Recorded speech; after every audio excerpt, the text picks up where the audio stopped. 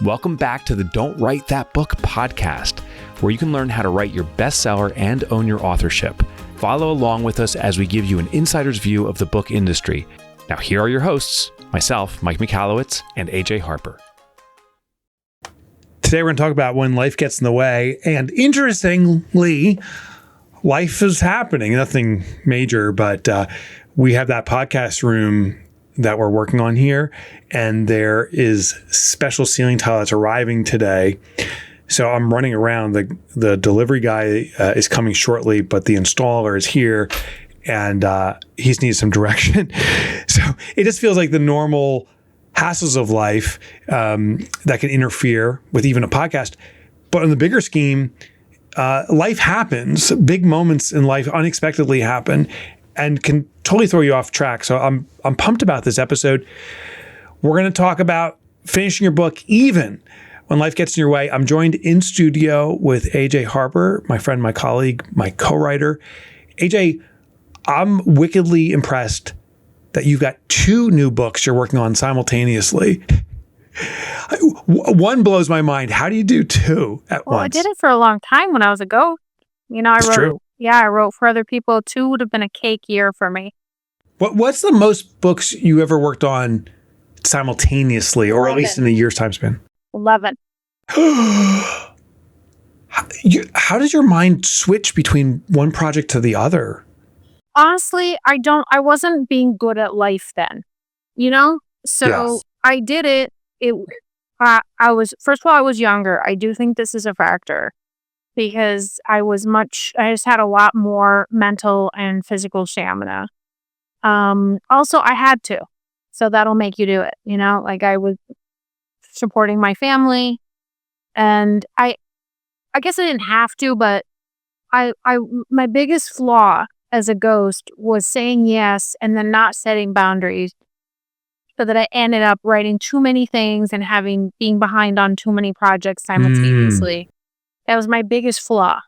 I'm way better now. I don't think I'm 100% cured, but I'm way better. I had zero ability then. I would end up in hot water, but I wasn't doing a good job of being a human. I was just, I was good. I will say I was a good mom. So I also only wrote when my son, like when he was in school or asleep. So I was my wife worked a regular job. His dad worked a regular job. We co-parent. There's no divorce. Most people don't know that part of my story, that when we decided to have a child, my wife and I, we wanted him to know his biological father. So we decided to do it together. And so you would think that I would have all this time, but in fact, his dad ran a very successful business in Manhattan, and my wife had a regular job and sometimes 12-hour shifts. So what happened? I was a lot of times holding it down. I also didn't want to miss a single game, a single performance, a single parent-teacher conference, and I didn't. So as a result, I think I just burned myself out. So yes, I did it, but at what cost? Not. And I think you're that part of your story, but your whole life journey is writing books, and you've had life experiences. You've lost things in your life. You've had illnesses. You've moved. You've got a new home. I remember when you were in the house at Nyack prior to the current one. You have a child who moves out. Like, there's just so many elements that are going on. Well, and that everyone deals with that. But then, so there's life happening that just stuff happens. Delays, deadlines, little earthquakes. But then there's big earthquakes. And I think, people, that happens all the time. It happens to my students. It happened to me where, I won't get into too many details, but, from 2020 on, with the pandemic unleashed a hellfire situation in my personal life with just illness and mental health issues and all this stuff happening to people around me. And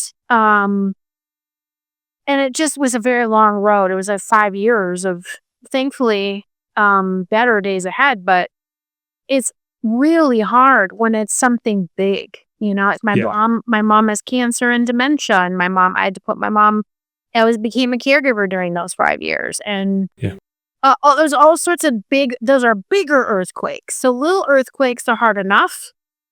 Bigger earthquakes can derail your book, and it's sometimes hard to stay the course. And then if you have to take a break, it's sometimes hard to come back. So we wanted to talk about it and honor that experience people are having. Yeah. So, this is the big question. There's going to be so many elements to it, but is it really possible to stay in book writing mode, all in on the book, while your emotional bandwidth is just being torn out in other aspects of your life? Not all in the way, not in a Mike Michalowicz all in way. No. Yeah. But I think, you have to let that go, and you have to think about, well, what can I do? I'm not going to give it up entirely. My book, Write a Must Read, a good chunk of it I wrote on my phone or my laptop in hospitals. And I, all right, well, can I knock out 100 words? Can I try and think about this framework? Can I think about this messaging? Can I just try and get a little bit written? Just because I knew I just didn't want to die. This is shocking to me. You worked on your book. You wrote your book or a book on your phone? Parts of it. You can use the Notes app, and I just use. I also have really bad fingers. I'm always making texting mistakes. But autocorrect is your friend in most cases there, because it can do some things. But it was just to get something down. Obviously, I'm editing it later, but I was getting something down, and it's less about hitting a deadline and more about not letting the book die. It's so funny, like this talking about autocorrect. For me, it's my arch enemy. My addiction to a Virginia Tech football. And whenever I type in Virginia Tech football, I would say 20 to 30% of the time it autocorrects to not Virginia, but Virgins, and not Tech, teach football. I've searched for Virgins teach football dozens of times. Bad. Oh my God. I show my wife, I'm like, listen, I'm not perverted. Not that much. She knows exactly who you are. So yeah. So, okay. So life events happen, illness, loss, something happens. What do you do? What's the way you respond when that moment goes down? So first of all, I think you need to recognize that outside of publishing, most people don't understand that publishing is used to this. So I think people try really hard to make these deadlines when what they need to do, if it's a big earthquake, because I'm not talking little, I'm talking big. Like what happened to I got a call in the middle of the night that my mom fell. And that set forth, and I'm on the next day I'm on a plane to Minneapolis. And it wasn't just the fact that I was there for 2 weeks. It was that then I had to set her up in a whole new I became the caregiver. And I became trying to, get her situated, and I became the person in charge of her affairs, which is not a small thing. And I'm still not doing a good job of it. Then it also became that I needed to be visiting her, more. Especially my stepfather passed away the year after. So now she has no visitors. So all that that's a big earthquake, You need to realize when those things happen, publishing is going to talk to you about it, and it's going to be okay. I've seen too many authors try and shoulder it, weather it, white knuckle it, when the first call needs to be, hi, I've just had this major life event, and I need to talk to you about my options and get them on board so they at least know what's happening with you. because when you miss deadlines in publishing, it sets a domino effect for all their steps. But they're actually, first of all, publishing is used to authors being late. It's just what happens. It's a creative endeavor. They pad all the schedules, but they can also accommodate you if they know, So you have to say, this happened. I don't know how it's going to impact me yet, but I wanted to let you know. And I think a lot of authors are nervous about making that call because they think they'll lose the deal. You're not going to lose the deal over it. No, conversely, you could lose a deal by not communicating it. I mean, it's unlikely that happened, but it could, that you have a promise and you just ghost them. So publishers, it's interesting, when I was talking with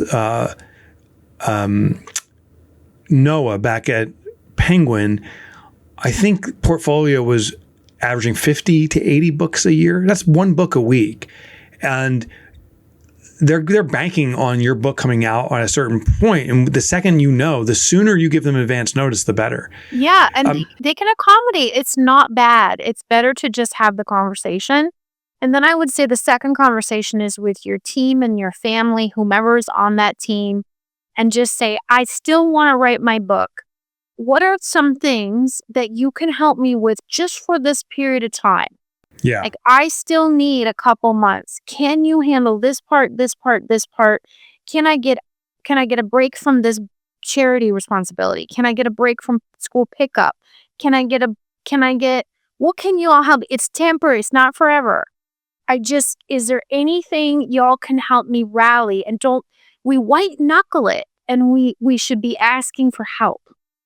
So, and remember, it's just a short time to at least get you over the hump of completing the first draft, because after that, the other stages you can manage better. Have you ever noticed when you white knuckled it with a book? And I assume you have. I have. I have. You have. Does the writing degrade? And have you noticed, like, if you let it stand, like you have a certain quality book and there's a part of it or parts of it that drop because you allowed yourself to white knuckle it as opposed to realigning goals? I don't know that I'm the best person to base that on, because I will always make it work. So I don't think so. But Mike, I white knuckled it on The Money Habit. I know. And I think that's an interesting story. Mike, my wife was in the hospital, very, very, very ill. And I got norovirus while I was in the from the hospital by visiting her. Yeah. I can see myself in bed texting you. I'm serious. Like but that's Mike, that's how I always used to be. I'll hold it in front of the camera here. Here's the publishing deadline. So I keep these things all scripted in front of me. This is for The Money Habit, and this little adjunct is the little tweaks and adjustments that have happened. And one key thing that happened, I think, I know, was our communication, but it didn't happen in the beginning. I think you were trying to white knuckle through it, but in the beginning didn't tell me where it was. And no, I did tell you where it was. In fact, we had a whole part of the problem was leading up to that event we barely had any time together. And that's right. So we were, it was just a problem because remember I kept saying, I'm not feeling this. I need help with this. Yes. One of the busiest times you'd been in. Yes. And you had to take all these speaking gigs and you were just gone. So we ended up in a situation. So I did tell you, it's just, we were not symbiotic. We did not have our usual check-ins, we were like mind twins usually when we're writing. It just didn't happen. And we got there though. We definitely got there. But, and I'm proud to say that we did not did not have to push anything back. Nothing. I busted my ass on making sure that would happen. But I tried so hard. The thing is, you think if your person's in the hospital, you think, oh, it's only going to be a day or two. It's cool. Right? And then it's like weeks. so you kind of, that's my lesson that I learned was you need to be like white flag raising, like, I don't know what's going to happen. And I did tell you I wasn't keeping anything from you. It's just, it was kind of like a perfect storm of events. It was a perfect storm of events. Yeah. But I'll tell you, in communication with my wife, then I sat down and said, once I had clarity and we had clarity on what needs to be done, like I got to write, like I've never written before for these long periods. And it was funny. So in this office I am right now, this is where I was doing my writing. And I said, I also have to interview you. And right outside this, there's outside my home office, there's a chair out there. And Krista was just reading a book. And I'm like, I'm going to come out every so often and I'd have clarifying questions for you. And it triggered some of our best conversations because they were money questions that I needed to get some more detail on. But she made herself highly available because I'm like, I'm going to have impromptu questions to build out some of these stories. But she was supportive. And it's also like you were saying, this is finite. This is just one period. We're just going to bang it out. Yeah. Yeah. And she was coming down with food. So I was writing 12 hours a day, a minimum 12 hours. Like I was getting up at 5 or 6 in the morning and I was going probably 8 o'clock at night, day after day after day. And she's bringing down food, breakfast, and she's just letting me go. Yeah. So that's how I used to be all the time. Yeah. I couldn't imagine doing that day in, day out for a year. I want to be honest. Like if you're the primary caregiver, you're really screwed. Like you can't do 12 hours. Yeah. So my point is, I think you need to ask for help earlier. I think you also need to tell your publisher and your team as early as you can. And don't think that this is a failure because life is we're supposed to stop for our families. We're supposed to deal with these earthquakes. Like that's, I don't know where we got off track thinking we were supposed to white knuckle through all these things. We're just human beings. So when a life event happens of great significance, do you have any kind of unspoken rules, like just still write 50 words a day just to stay in contact with material? Or do you say, you know what, when it's time to stop, just stop for 2-3 months? Do you have any kind of unspoken rules? It's rough because if it's like I can remember I had, they thought I had a TIA which is a trans ischemic attack, and I probably mispronounced that, but it's like is that the mini stroke? Yes, they thought I had that, and I was in the hospital overnight, and I felt fine once they had me up in a room on my laptop out. I was working on Write a Must Read, and I probably was working on one of your books too. Probably at the same time at my laptop in the hospital bed. I felt fine. I wasn't white knuckling. It turns out, by the way, last year after years of tests, they finally said, yeah, that was a complicated migraine. It wasn't a TIA. Because they couldn't find anything reason. They couldn't find nothing. So I'm grateful for that. But at the time, I think the reason it happened is just there was I had too many big earthquakes happening simultaneously, as you know. And so that just took a toll on me. But I was writing probably your book. I'm guessing it was probably either Get Different or Revise Clockwork in the hospital with my laptop happily. Just like, because I grabbed my laptop, baby. Like, oh, we're going to the hospital? Okay, laptop. Like, because at that point, I didn't know how long I was going to be there with my wife or my son. And this time it was me. So it's like, or actually it was kind of like, this is great. Nobody's going to bother me. I should do more of these TIAs. No. But anyway, the point being, I wrote during all those little and big earthquakes, 5 years, I did write 5 books. 4 of them were yours and 1 of them was mine. And so you can do it, and you do it by, to answer your question, circling back, just what are some little things you can do? So give up the feeling that you're going to feel dialed in. Give up the feeling that it's going to feel like a strong through line and that it's all going to make sense, and just try and get a little bit of words done. I call it a teeny tiny prescription. So I'll make myself do at least 50 or 100 words a day, no matter what, and it can be on my phone. And then I also don't care if I'm writing in order. I don't care if it's any good. I think you have to give up the feeling of being in the zone. That's probably not going to happen when you have these earthquake times. And you just have to let it go and say, I'm not going to be in the zone, but I could write about that research study. I'm not going to be in the zone, but I could finish that story. I'm not going to be in the zone, but I can do these action steps. I can knock that out. And you just start looking at what's easy for me to knock out that doesn't require a lot of creative bandwidth, and see what you can get done anyway is what you need to do. It's very similar to exercise. And the rule is just do the bare minimum as opposed to allowing a skip day. And that keeps you going. It's funny, I was talking with someone who's like, I'm really trying to get into exercise. I'm struggling with it. And I said, if you do just one push-up, and that's all you do in the entire day, is a push-up a form of exercise? And she said, yeah. I said, then allow yourself to acknowledge small movement as exercise. And I'm hearing the same thing with books, is if you just write 50 words, you are writing. You're still creating for the book.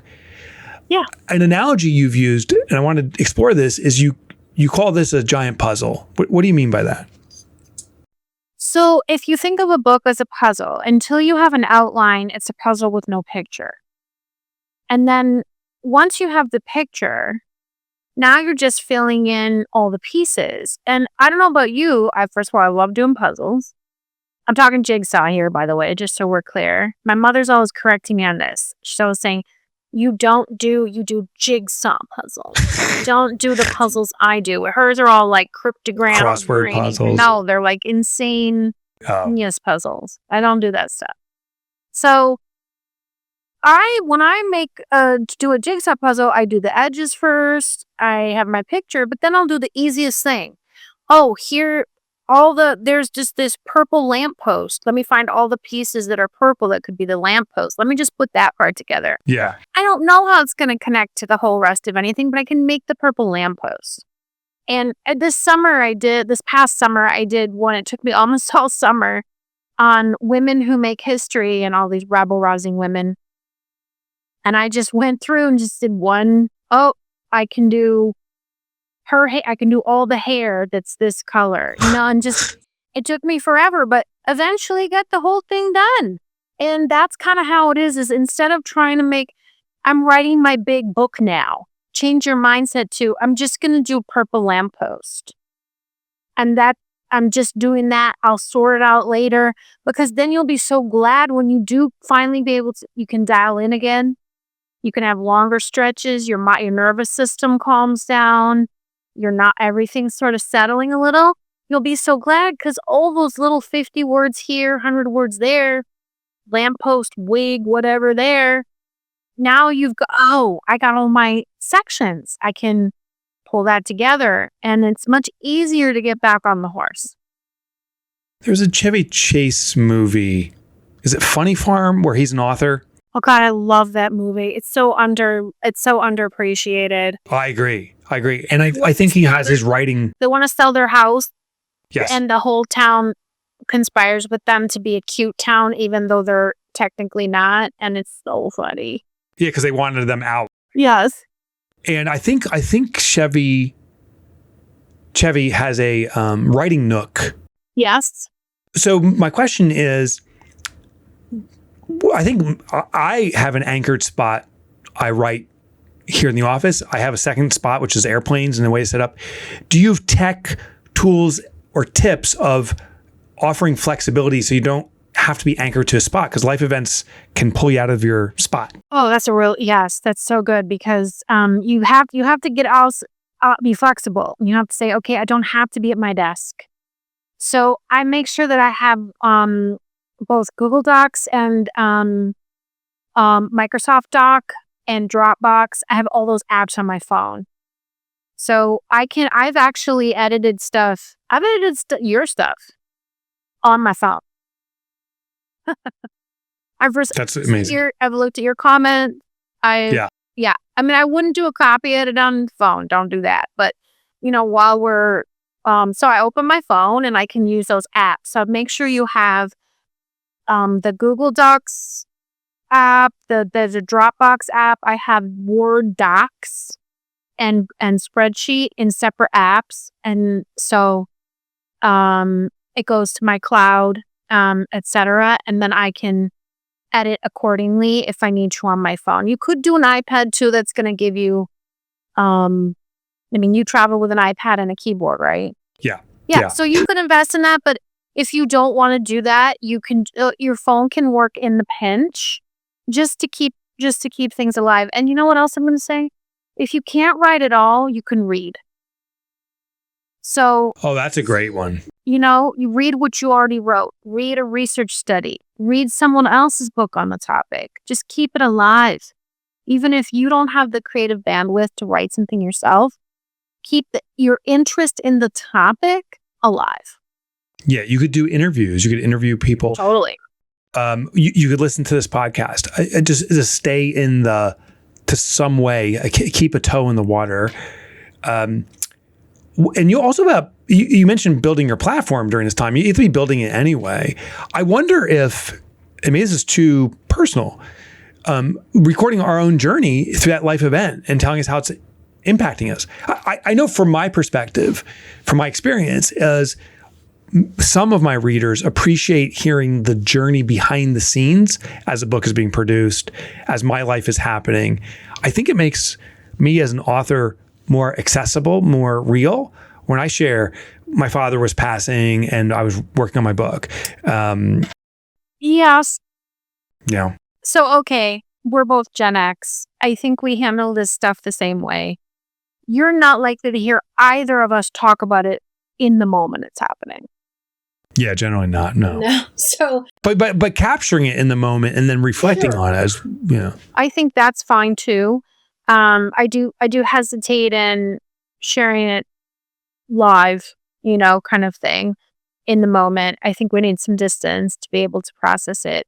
But there's so many ways to keep it alive. I think, I have a writing sprint community and we meet at 9 a.m. and 4 p.m. Eastern, Monday through Friday. I don't know of any other writing sprint community that has so many sprint during the week. And some people who have sprint communities have looked at me like I'm bonkers. Like, what are you doing with 10 hours? Well, for this reason, Mike, because people sometimes just come because life is lifing and they just need to be in the room. And they might not even be writing. I've got people who come into sprints and they're driving. You're not writing while you're driving. They just want to be in the room and with people. So, the main message is it's not a bad thing if it takes longer. And you need to ask for help and give yourself grace and then do the very tiniest thing you think you can do. If not every day, then maybe even just a couple times a week to just check in and keep it alive, because getting back on the horse after a long hiatus is actually very difficult. Agreed. Do you have ways to protect your limited bandwidth during these life events? Well, again, asking for help. I cut things. There's a lot of stuff that in a crisis, you think about it. If you had to go, like I mentioned, my mom fell and I had to go to Minneapolis. Pretty amazing how quickly I was able to clear my schedule. Yeah. Right? So you can actually do it. You can actually do it. We just don't always, we think it has to be an absolute emergency for us to do it. Just go through and just be ruthless and say, I can come back to this. I can come back to this responsibility. Let me cut everything, see who can help me. You need more time than you think. You have to get a lot of open space. The other thing is, what are some things that can calm your nervous system down? There's a lot about that right now. For example, it's not a bad thing if during this time you find yourself watching reruns of your favorite show. They've shown that if you watch something you already know what happens, that it actually calms your nervous system because you can predict what's happening next. That's actually a tool. X movement. Meditation if you can, or just quiet nature, anything you can get little pockets so you can reset that a little bit because that is deeply connected to your creative bandwidth. Krista, when it came to show reruns, Murder, She Wrote, she watched every single one. Of course she does. She loves the true crime. Did she, by the way, that reminds me, this is off topic, but I have to tell you. Yeah. Did you know that Laura Stone was on one of your wife's favorite podcasts, which is, what's the big murder one? Oh, the Murderinos. Yeah. My Favorite Murder. Yeah. Laura was on. She was on it as a guest? She did. They have this thing now. I'm not a listener, so they have this thing called My Hometown in every episode where a person that's local gets up and tells Oh, that's great. And Laura made it on to the show about the time she helped the feds take down this polygamous cult. Oh my God. If find out the episode from Laura, if you would, we got to share it. Yeah, I've shared it with people before on my mailing list because I was so excited for Laura's. Krista will lose her mind over that. Send it to you so Krista can listen. In some ways, I protect my own bandwidth is I've gone dry on news. This goes back now 5 or 6 years, perhaps more. I noticed that it would trigger so much worry and concern that it was consuming this recurring story in my head. On the flip side, we were talking about today, I have this ignorance about world events, and that's a challenge. But the mental health for me has been an exponential benefit. So how to navigate that is a challenge I'm facing now. But I also dropped all social media about a year ago. I don't go on Facebook, Instagram. I don't consume any of that stuff anymore. I do post on it through my team. Mm-hmm. I don't consume it.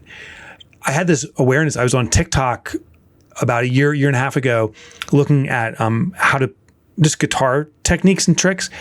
I scrolled for 3 hours, and I remember looking at the clock. I'm like, 3 hours disappeared, and I didn't pick up the guitar once. And I'm like, okay, this is not for me. So I decided to go cold on it. I also have an awareness of myself that I struggle with moderation. So once I consume anything, a cup of coffee, it can be a bigger cup of coffee. Chocolate chip cookies, it could be more of them. News or doom scrolling, the more I don't get satiated. So I'm like, for me, it's better just to cut it out fully. Yeah, I gave you a good source so you could track your news and not feel insane. So I gave. Exactly. Yeah, exactly. So you can ask somebody, hey, can you connect me to a place where I can learn about the news without losing my, you know what? Also, I want to add, I think getting out of gossip and squabbles and family stuff, that's a big one. Just tell people I'm off grid. Like, consider me, even though I'm not in the woods, consider me in the woods. And you can't reach me to tell me about this family, whether Aunt Joan should bring the casserole this year or not. Like, listen, I know it sounds small, but when you're in a big earthquake, it all adds up, and you don't want your attention pulled from calming yourself down enough to get to work and handling the crisis that you're in, which is actually more important than the book.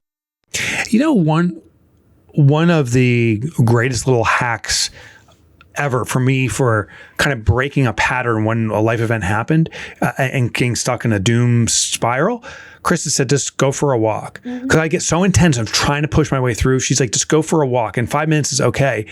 And we lived in a home where it had a block where I could walk around. It was literally a 5-minute loop. It was so therapeutic. A 5-minute break is significant. And I think the worst thing to do, which I had the propensity to do, was try to power through. Mm-hmm. And that's not necessarily a good thing. The last thing for me is music works great for me. Music that I know, like right now I'm listening to old Stevie Wonder. I'm listening to Delight. Superstitious. I'm listening to just some stuff that always made me feel good in the past, much like those reruns. And the other thing I do for myself is humor. as if I can just get a little laugh, just a little laugh, I can just go on YouTube and watch a blooper reel. Just anything, just a small something that also helps. So, but the main reason we wanted to talk about it is I don't want you to quit. Right. Just don't quit. It's okay if it takes longer. Publishing will wait for you. I know you think it won't, but it will. Publishing is used to it, I promise. When you're writers, people who subscribe to your retreats, go to your marathon, your sprint marathon, those folks, they go through life events. You have some retreats coming up. Does that ever get discussed? When are those retreats? And does stuff like that get discussed too? Or is it just about the process? Oh gosh, the retreats are very intimate, and of course things like that come up. Yes. Okay. They're in June, July, and August. You can go to ajharper.com to see which retreats have space available at the time this airs. And then I love writing sprint marathon because what's happened is a lot of people who have gotten off the horse, they use a marathon and they get back on because it's just a fun day. So that's the other thing is it's a group, and it's much easier to get inspired when there's over 100 people sitting there writing away and having fun and being silly, but also being serious about publishing. So you need to get back on the horse. March 21st, we're doing free Write Sprint Marathon. If you check the show notes or message hello@ajharper.com for more info. hello@ajharper.com for more info. Make sure you visit her site. Make sure you get her book, Write a Must Read. I got a brand new book out there called The Money Habit. If you are an author, aspiring author, or established, if you're in any career, honestly, you got to be able to manage your money. And I'm really proud of what AJ and I produced. There's a copy of the book. She has it on the screen. Did you notice how it looks with clock? Look at this with clockwork. Yeah, you got to show it dead center on the screen because we're on a split screen. So if you can grab clockwork and put it right next. I've got them both up. Did you? Well, no. Yeah, look at that. The colors. Yeah, and that was Peter's work. He intentionally did that. He pulled colors from existing books. I mean, it's from this book. Yeah. But he went through the whole catalog of books we've done and made sure that they worked in concert thematically. So if you are willing, if you're interested, check it out. The Money Habit. It's at your favorite retailer. Why don't you get 2 books at once, that and Write a Must Read. If you already have them, here's the bold, crazy ask. Get a copy of each of those books and gift them to someone else. That would be so of service to me and AJ. The greatest way to get exposure to books is have people purchasing books. I know it's a big ask, but hopefully, if you're willing to do it, I want you to know how much it's serving us. You can go to DWTBpodcast.com to get all of our free materials. AJ's produced a cornucopia of great stuff that's up there. Also, you can email us at hello@DWTBpodcast.com. Our show producer, Adela, is monitoring that. Give us show suggestions. Share with us your own experiences. We want to give you shout outs on future episodes. AJ, you want to do the close? I always do it. And I think it would be so nice in your voice. Just remember, don't write that book. Write the greatest book you can.